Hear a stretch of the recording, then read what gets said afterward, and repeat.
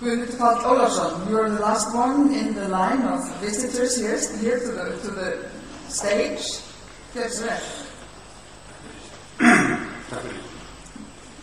Vandana Shiva, it's a pleasure to be here with you. Thank you for coming to Iceland.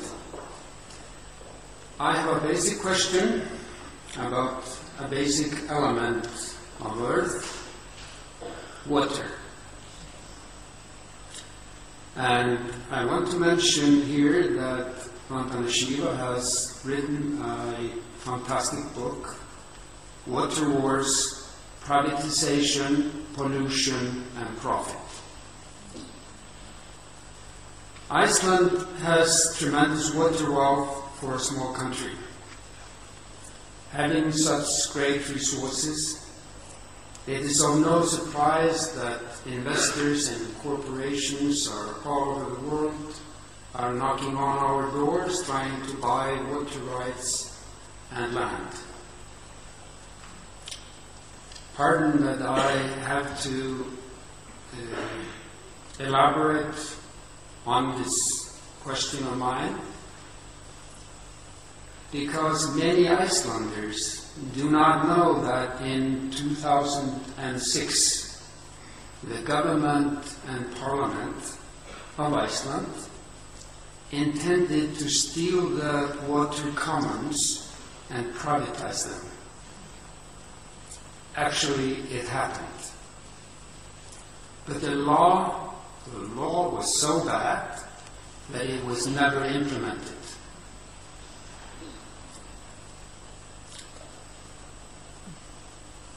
It shows our political respect and understanding for water, nature and life, that water laws and the water resource is at the responsibility of the Minister of Industry.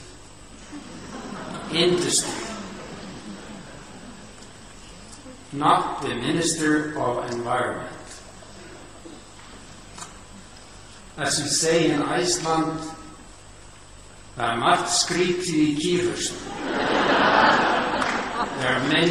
things in the cow's head.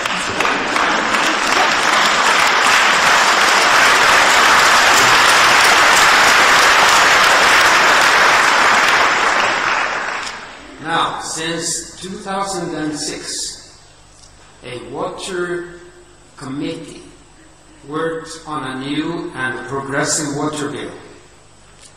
It ensured common rights of everyone, water conservation, ecological protection, and sustainable water use. Its fault was to permit the lease and sale of water rights. Now, we're back at point zero. Recently, the Minister of Industry threw out this good work, and 3 lawyers drew hastily up a new bill. And we have the ghost of the bad 2006 law before the Parliament. There is need to worry. In this light, finally, I come to the question. In this light, what advice can you, the world expert on water politics, give us, the Parliament, the government of Iceland, the people of Iceland, on the making and implementing water legislation that is progressive, democratic, and sustainable?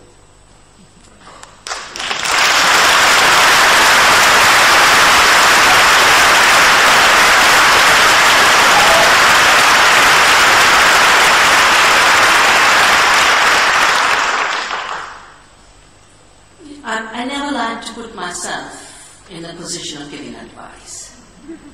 I like to share experience, and the experience I would share is our experiences in India, 2 experiences.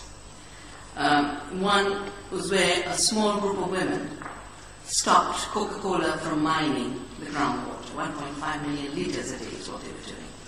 And the outcome of this was the courts recognizing that water is a commons. And Delhi's water supply was being privatized, as usual under World Bank IMF pressure. And we built a movement for water democracy. The water was coming from Tehri and would be sold in Delhi at 10 times the price of what the current water taxes are. And we built a movement saying our mother Ganga is not for sale. When Paul, he was the head of World Bank for a short while, till he ended up giving too many privileges to his girlfriend. No, that was the IMF guy. They're all the same.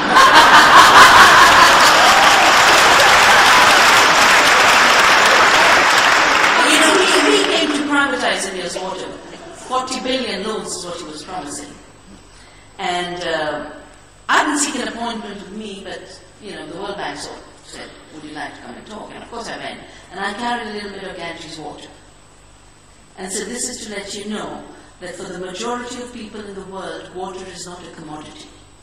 It is not just a common good, it's actually sacred common good. And I think all laws, any law made on water today, should recognize that water is a commons, should recognize that water democracy is vital to the governance of water, and should recognize that water has rights as part of nature's rights. And therefore rivers have rights. And it's not about, I found the writings about why aluminium was brought in. Oh, we have so much energy and so much water, we're not using it all. But who said it was to be used up all? Now, for this generation,